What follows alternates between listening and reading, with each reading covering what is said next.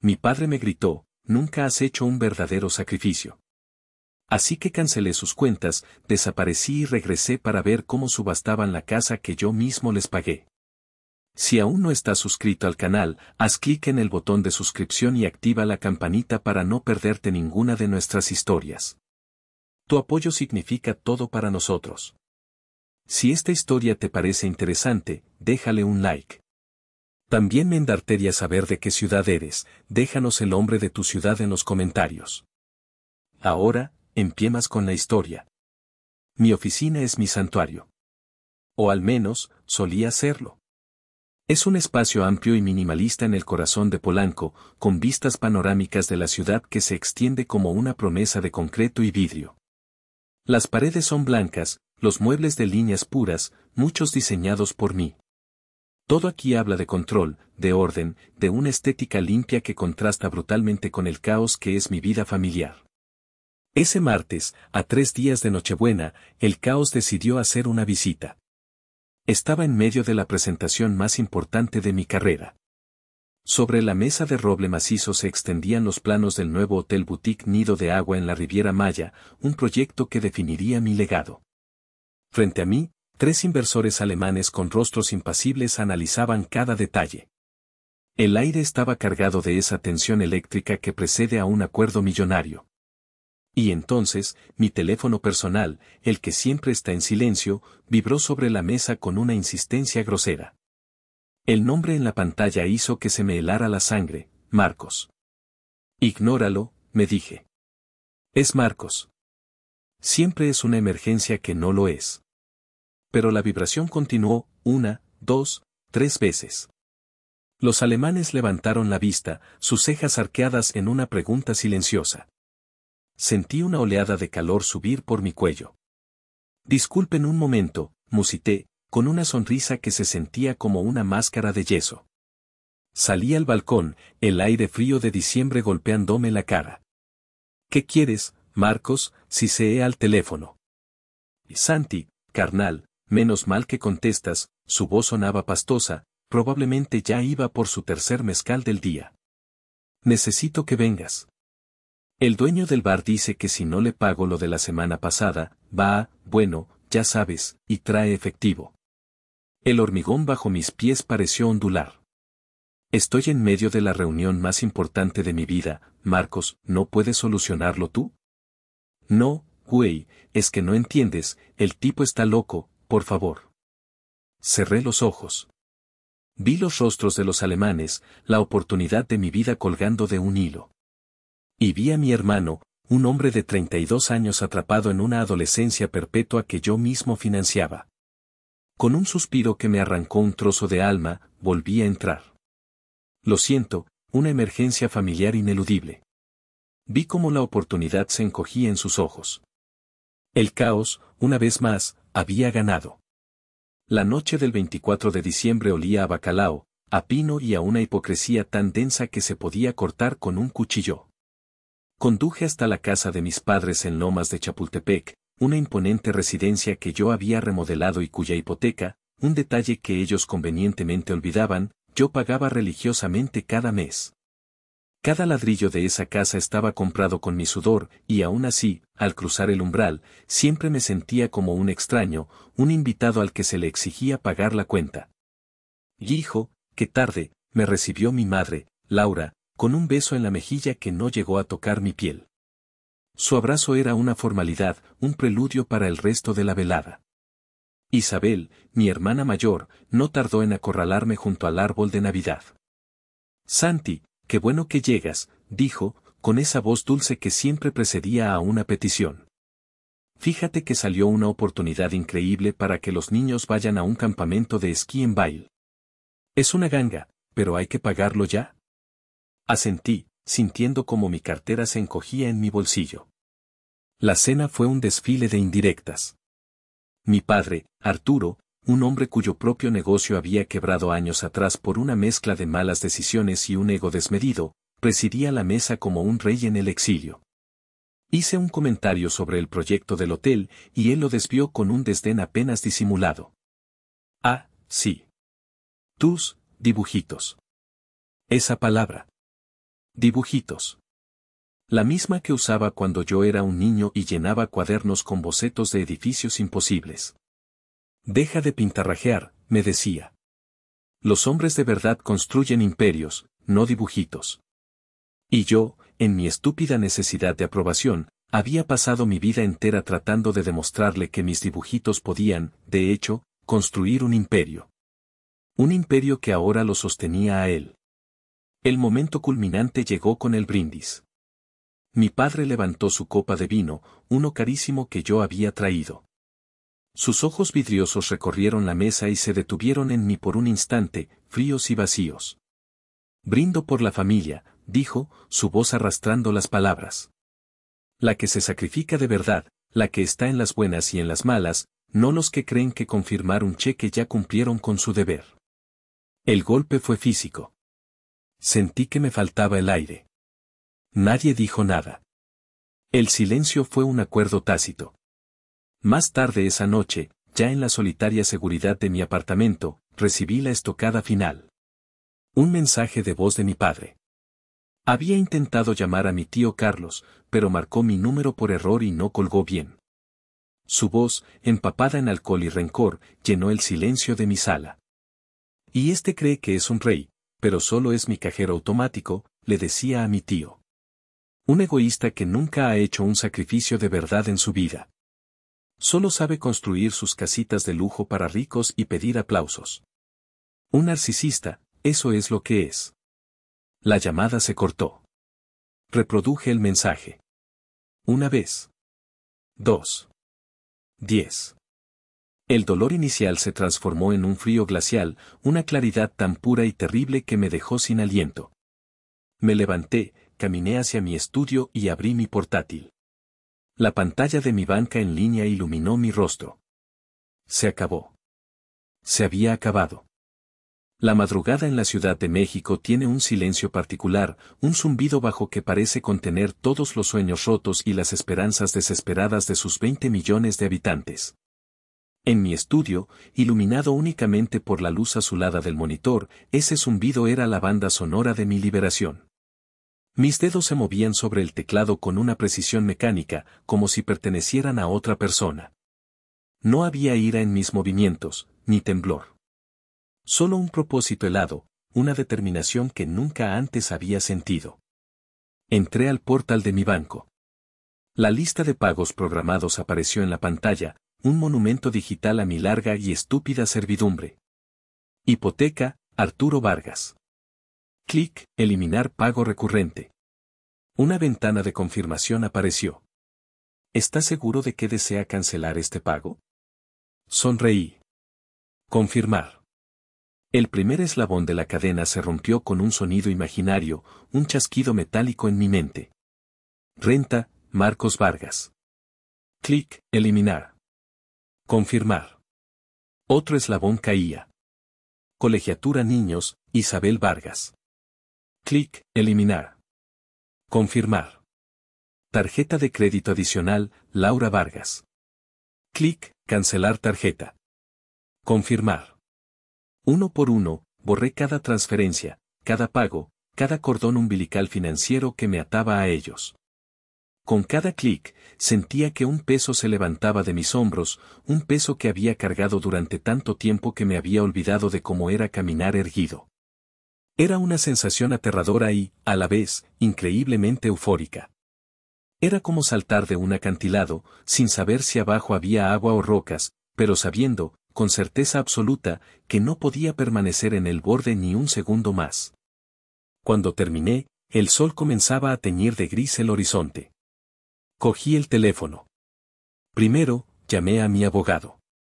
Adrián, soy Santiago, dije, mi voz sonando extrañamente firme. Quiero que inicies el proceso de ejecución del préstamo de $80,000 que les hice a mis padres. Usa la casa como garantía, tal como dice el contrato. Tienen 90 días para pagar o procedemos con la subasta. Hubo un breve silencio al otro lado. ¿Entendido, Santiago, estás seguro? Nunca he estado más seguro de algo en mi vida. Colgué y llamé a mi socio. Don Ricardo, me voy a tomar 3 semanas. Desconecto de todo. Confío en ti para que te encargues del proyecto. ¿Está todo bien, hijo?, preguntó, su voz siempre paternal. Pronto lo estará, respondí. Empaqué una pequeña maleta. No con ropa de vacaciones, sino con jeans de trabajo, botas, mis cuadernos de bocetos y un solo lápiz. Apagué mi teléfono personal, lo dejé sobre la mesa de centro de mi apartamento y salí por la puerta sin mirar atrás. La costa de Oaxaca me recibió con un abrazo de aire salado y una humedad que se pegaba a la piel. Conduje durante horas por carreteras sinuosas, dejando atrás la civilización hasta llegar a una playa semivirgen donde las olas rompían con una furia primitiva y el único sonido era el viento silbando entre las palmeras. Allí, en un pequeño terreno frente al mar, se encontraba el esqueleto de mi proyecto más íntimo, una pequeña casa sostenible que estaba construyendo para mí. No para un cliente, no para impresionar a nadie. Solo para mí. Era mi único secreto, mi único espacio verdaderamente propio.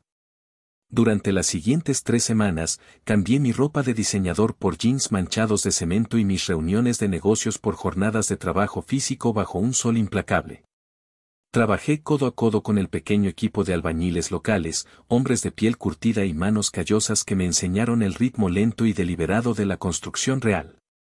Aprendí a mezclar cemento, a levantar muros, a sentir el grano de la madera bajo mis dedos. El esfuerzo físico era un bálsamo. Cada músculo dolorido, cada gota de sudor, era una purga, una forma de expulsar años de resentimiento y frustración acumulada. Por las tardes, cuando el sol se derramaba sobre el Pacífico en un espectáculo de naranjas y violetas, me sentaba en la arena con mis cuadernos. Y por primera vez en mucho tiempo, dibujaba sin un propósito. Bocetos de muebles imposibles, diseños de casas que flotaban sobre el agua, formas orgánicas inspiradas en las conchas y las rocas. Mi creatividad, largo tiempo secuestrada por las expectativas de otros, volvía a fluir, torpe al principio, pero cada vez más fuerte. Sin embargo, la paz del día daba paso a los demonios de la noche. Cuando el silencio se hacía absoluto, roto solo por el rugido constante del mar, la culpa me asaltaba.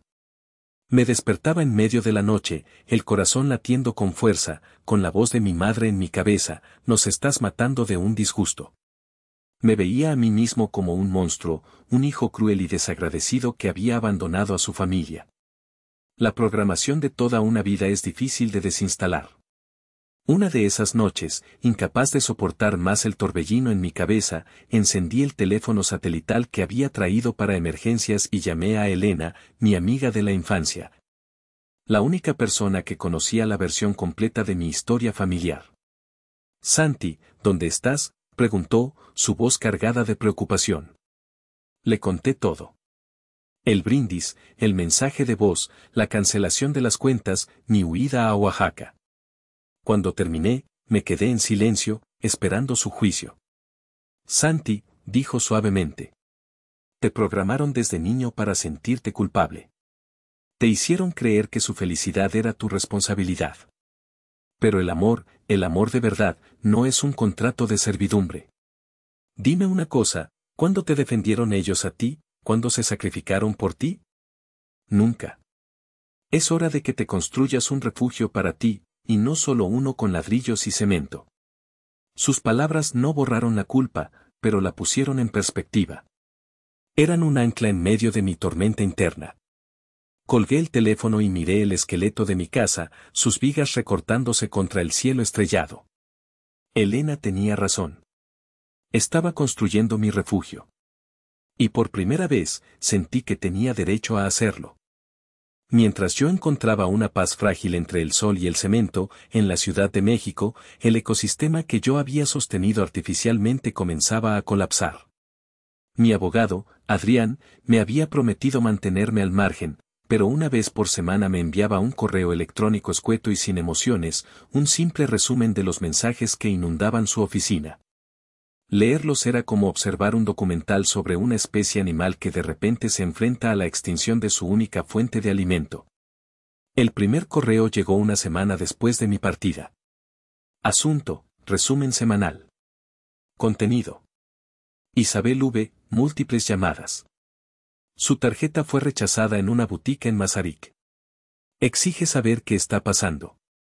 Tono, indignado. Marco sube, mensajes de texto frenéticos. El pago de su renta fue devuelto. El casero le ha dado un ultimátum. Tono, pánico disfrazado de camaradería. Laura V, varios mensajes de voz. Afirma que Arturo tuvo una subida de presión por un aviso del banco. Me acusa de no tener corazón. Tono, victimista. Arturo V, una sola llamada. Mensaje corto y autoritario, comunícate de inmediato. Esto es inaceptable. Tono, imperial. Cerré el correo. No sentí satisfacción. Tampoco sentí lástima. Solo una distancia extraña, como si estuviera leyendo la historia de otra familia. Me di cuenta de que en ninguna de sus comunicaciones había una pregunta simple: Santiago, ¿estás bien? Su pánico no era por mi ausencia, sino por la interrupción del servicio. Yo no era una persona, era una utilidad. Un servicio de agua, luz y gas que, de repente, había sido cortado. El segundo correo, una semana después, mostraba una escalada predecible. Asunto, resumen semanal 2. Contenido. Isabel V. ha pasado de la indignación a las amenazas. Amenaza con contarle a toda la familia cómo la estoy abandonando con sus hijos. Marcos V. su tono ha cambiado a uno lastimero. Me pide, por lo que más quiera, que le preste dinero solo para salir de esta. Laura V. me ha enviado una foto de un monitor de presión arterial con cifras alarmantemente altas, acompañada de un texto: esto es tu culpa. Arturo V. ha intentado contactar a mi socio, don Ricardo, exigiendo saber mi paradero. Adrián añadió una nota al final: parece que no entienden que la situación ha cambiado. No, no lo entendían. Habían vivido tanto tiempo en un mundo construido por mi dinero y mi culpa, que no podían concebir que los cimientos de ese mundo hubieran sido demolidos. Y yo, a 1000 kilómetros de distancia, seguía poniendo un ladrillo sobre otro, construyendo un nuevo mundo sobre las ruinas del anterior. Regresar a la Ciudad de México después de 3 semanas fue como salir de una cámara de descompresión. El aire de Oaxaca era limpio y salado, el de la capital, denso y cargado de una energía frenética. Mi apartamento, antes mi refugio, ahora se sentía como una jaula de oro, un recordatorio de la vida que había decidido desmantelar. Estaba más delgado, mi piel tostada por el sol y mis manos llenas de pequeños cortes y callosidades. Pero había algo nuevo en mi mirada, una dureza, una calma que no estaba ahí antes. Don Ricardo fue el primero en notarlo cuando llegué a la oficina. Te ves diferente, Santiago, dijo, observándome por encima de sus gafas. Más entero. Me siento más entero, don Ricardo. Mi primera reunión fue con él y con Adrián. Nos sentamos en la sala de juntas, la misma donde meses atrás los alemanes habían decidido no invertir. Adrián extendió una carpeta sobre la mesa. La situación es la siguiente, comenzó, su voz precisa y profesional. La notificación de ejecución del préstamo fue entregada y recibida. Legalmente, tienen hasta el 15 de marzo para liquidar los $80,000 más intereses. Si no lo hacen, la propiedad entra en subasta pública a finales de ese mes. No tienen el dinero, afirmé, no era una pregunta. No lo tienen, confirmó Adrián. Lo cual nos lleva a la segunda parte. Tu tío Carlos ha estado muy activo. Sacó una hoja impresa. Contactó a don Ricardo, y también a un par de clientes importantes. Está esparciendo el rumor de que estás sufriendo una crisis nerviosa, que no eres fiable. Don Ricardo resopló. Le dije que si volvía a llamar a esta oficina, lo demandaría por difamación. Pero el daño, Santiago, ya está hecho. Miré los papeles. Esperaba sentir rabia, pero solo sentí una especie de confirmación sombría. Era su manual de estrategia: si no puedes controlar, destruye.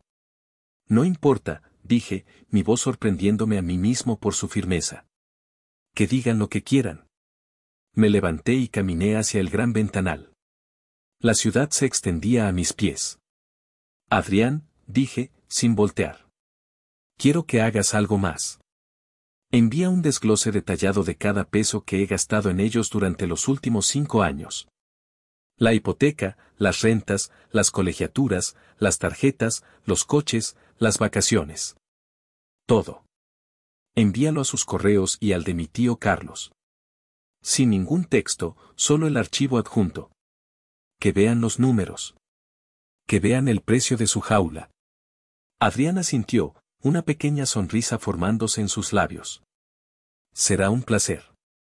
Me giré para mirarlos. Están a punto de descubrir lo que es una verdadera crisis, dije. Y no será la mía. Las semanas siguientes se convirtieron en una guerra de desgaste. Mi familia, al darse cuenta de que sus tácticas de manipulación a distancia no funcionaban, decidió llevar el asedio directamente a mis puertas. Marcos fue el primero. Apareció una tarde en la recepción de mi firma, oliendo a alcohol barato y desesperación. Exigió verme. La recepcionista, siguiendo mis instrucciones, le negó el acceso. Sus gritos resonaron en el vestíbulo de mármol. Díganle a mi hermanito el rey que su familia se muere de hambre. Tuve que pedirle a seguridad que lo escoltara fuera. La humillación fue un sabor amargo en mi boca. Isabel probó una estrategia más cruel. Se presentó a la salida de mi oficina con mis sobrinos. Los niños corrieron a abrazarme, inocentes, ajenos al veneno que los rodeaba. Miren, niños, su tío Santi, el que ya no nos quiere, dijo ella, su voz temblando con una furia teatral. Me arrodillé para abrazar a mis sobrinos, mi corazón rompiéndose en 1000 pedazos. Usar a los niños como escudos humanos era un nivel de bajeza que ni siquiera yo había anticipado. Le dije con una voz que no reconocí como mía que si volvía a usarlos de esa manera, restringiría cualquier contacto futuro. Su rostro se descompuso en una mueca de odio puro. La estocada final, sin embargo, llegó de una fuente inesperada. Una tarde, mi teléfono de la oficina sonó. Era Elena. Santi, tu mamá me llamó, dijo, su voz tensa. Me contó una historia muy creativa. Que te volviste loco, que estás influenciado por malas compañías. Que los abandonaste. Hizo una pausa. Solo quería que supieras que no le creí ni una palabra. Y también quería decirte algo que debí decirte hace años, ya era hora. Ya era hora de que te salvaras a ti mismo. Estoy contigo, ¿oíste? Colgué el teléfono, y por primera vez en semanas, lloré. No de tristeza, sino de gratitud. Una sola voz de validación en un mar de condena era suficiente. Era el combustible que necesitaba para la batalla final. El día de la subasta llegó con un sol pálido de marzo. Conduje hasta la calle donde crecí, cada árbol, cada fachada, un recuerdo de una vida que ya no era mía. Y allí estaban. Formados frente a la casa como un pelotón de fusilamiento. Mi padre en el centro, con los hombros cuadrados. Mi madre a su lado, aferrada a un pañuelo. Isabel con sus gafas de sol de diseñador, y Marcos, pálido y con los ojos hundidos. Bajé del coche, sintiendo las miradas de todos los vecinos curiosos. ¿Qué crees que estás haciendo?, espetó mi padre, acercándose a mí. Exactamente lo que la carta notariada decía que haría, respondí, mi voz tranquila. Tu madre no ha dormido en semanas. ¿Realmente quieres destruir a la gente que te crió? Su voz bajó a ese susurro cargado de culpa que tan bien conocía. Y entonces, algo dentro de mí se rompió y una risa seca, extraña, escapó de mis labios. ¿Criarme o usarme, papá? Mi madre se adelantó. Te dimos todo, Santiago. Un hogar, una buena educación. Una deuda emocional impagable y unas expectativas imposibles de cumplir, terminé la frase por ella. Arturo cambió de táctica. Hijo, por favor. Siempre hemos estado orgullosos de tu negocito de arquitectura. ¿El mismo negocito que según tú no era un trabajo de hombres? ¿El mismo que ha pagado esta casa 2 veces? Las palabras salían afiladas, precisas. Estás destruyendo a tu familia, gritó Isabel. No, respondí, mirándolos a todos, uno por uno. Yo no la estoy destruyendo. Solo estoy dejando de sostenerla para que no se caiga sola. Hay una gran diferencia. Laura, mi madre, soltó el golpe final. Vas a dejar a tu familia en la calle. ¿Qué dirá la gente? Has destruido nuestro apellido. Ahí estaba. Su verdadero miedo. No la pobreza, sino la vergüenza. La apariencia. Mi padre se acercó, su rostro a centímetros del mío. Nunca te perdonaré esto. Lo miré a los ojos, y por última vez, dejé que viera mi herida. ¿Sabes qué es lo más triste, papá?, dije, mi voz apenas un murmullo. Que todo esto, cada edificio, cada contrato, en el fondo era para que por una vez en tu vida me miraras y dijeras, estoy orgulloso de ti. Pero me doy cuenta de que ni con todo el dinero del mundo podría haber comprado eso. Su rostro vaciló, solo por un instante. Una fisura en su armadura de orgullo. Pero fue suficiente para mí. Saqué mi teléfono, busqué el archivo de audio y presioné reproducir. La voz de mi padre, borracha y llena de desprecio, cortó el silencio de la mañana. Solo es mi cajero automático, un egoísta que nunca ha hecho un sacrificio de verdad en su vida. El silencio que siguió fue absoluto, pesado, vergonzoso. Los vecinos curiosos fingieron mirar hacia otro lado. Mi familia me miraba con una mezcla de horror y odio. Había usado su propia arma en su contra. El subastador, un hombrecillo con un portapapeles, se acercó con cautela. Señor Vargas, ¿podemos empezar? Me giré, dándoles la espalda a todos. Proceda, dije. Y con esa sola palabra, la guerra había terminado. Los meses que siguieron a la subasta fueron extrañamente silenciosos. La casa se vendió por un precio decente. Después de pagar la hipoteca restante, le transferí a mi padre la diferencia, hasta el último centavo.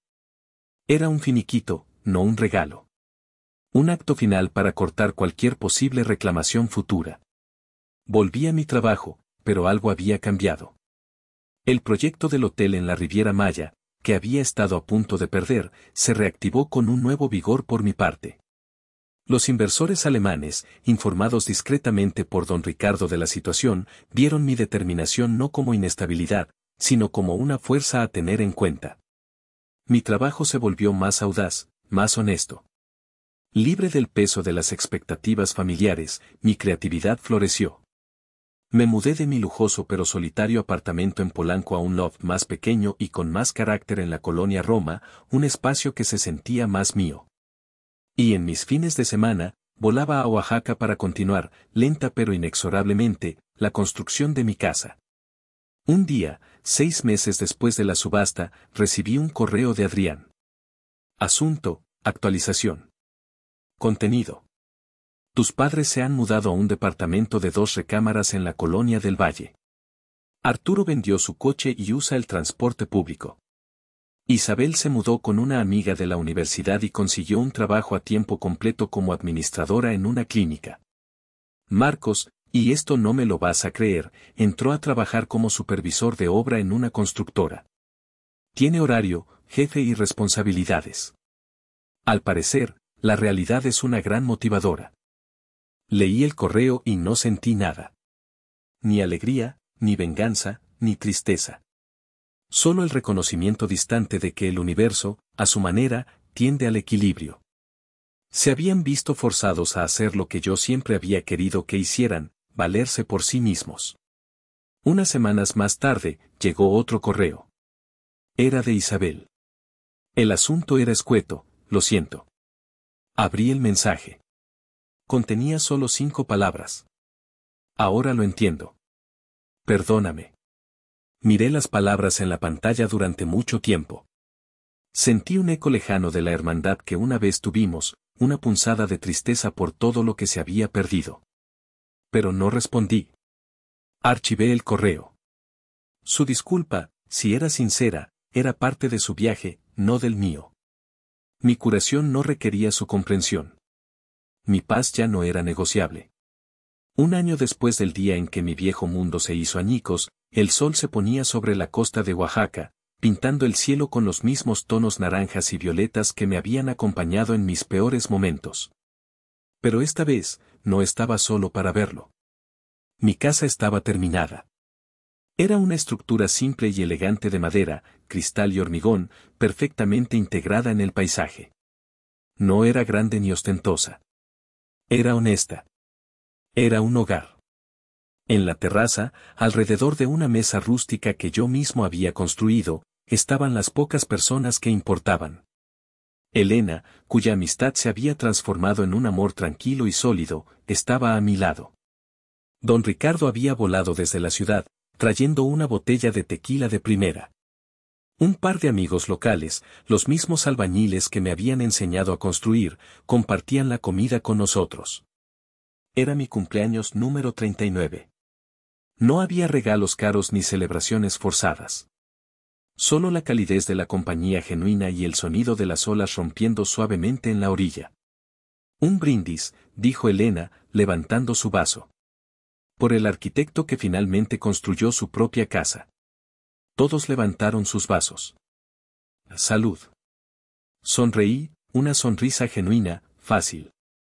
Miré a mi alrededor, a las caras de mis amigos, a la casa que se erguía como un testimonio de mi supervivencia, al mar infinito. Mi padre había dicho que yo nunca había hecho un verdadero sacrificio. Y mirando hacia atrás, me di cuenta de que, en cierto modo, tenía razón. El dinero nunca fue el sacrificio, fue una herramienta, un soborno, un escudo.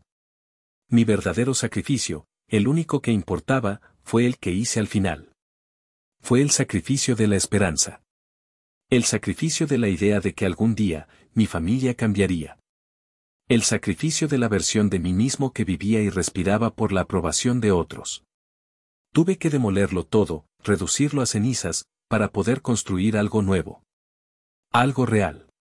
Y sobre esas cenizas, finalmente, había construido un lugar, no solo de ladrillos y cemento, sino de paz y límites sanos. Un lugar al que, por primera vez en mi vida, podía llamar verdaderamente hogar. El rugido del mar era la única respuesta que necesitaba.